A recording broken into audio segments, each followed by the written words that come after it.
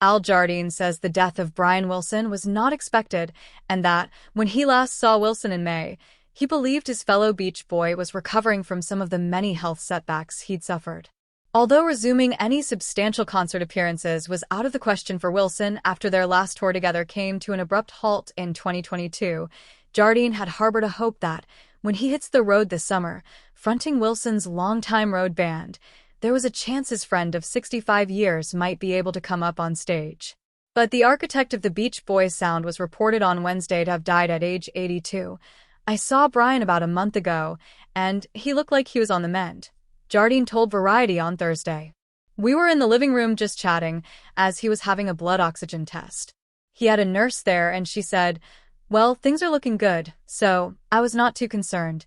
I thought he was going to be with us for some time. I was looking forward to him coming to the rehearsals in LA.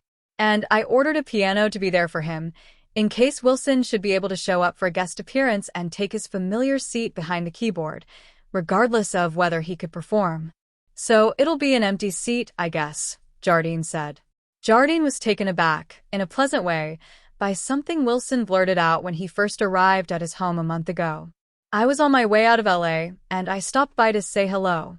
And it's a funny thing. The first thing Brian said to me when I came in the door was he looked at me and he said, 'You started the group.' Just like that. I said, 'Well, that's nice, Brian. But I think you helped a little bit, too.'" That memory on Brian's part felt like a bookend moment for Jardine, because we bumped into each other at El Camino, the junior college, when we were going to school there in LA at the beginning of the 60s, when they were both fresh out of nearby Hawthorne High.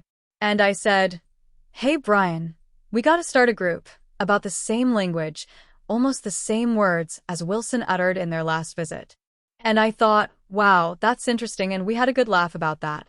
You know, Brian's always been real direct like that, very unfiltered. And he spoke what was on his mind, and I thought that was kind of cool. It was unlike him because normally he's going to be quiet and he won't offer anything, to be honest with you, to most people. But we always had a very close friendship. As for how he's reacting to the news, Jardine, who is one of two surviving original members of the Beach Boys, along with Mike Love, says, "I get emotional. Unfortunately, yeah, I tend to tear up. But I'm okay." He's continuing with preliminary rehearsals for the tour he is going to do with Darian Sahanaja and other longtime members of Wilson's band as a solo artist, starting July 4th. Those shows feel like they will have an added import now. "I think it will keep the spirit alive, and I think, yeah, it'll be more meaningful, possibly," Jardine says. In part, that's because they have long been planning to throw in some material from the Beach Boys' Love You album of the mid-70s that was the last one produced and largely written by Wilson. Jardine reminisced about the complementary relationship that Wilson had with the other band members during their heyday in the 1960s and the isolated occasions they would come back together after that. He describes his professional relationship with Wilson as musically sympathetic, and I appreciated almost everything he did, and he tolerated most everything I did. No, I'm kidding. But he liked my songwriting.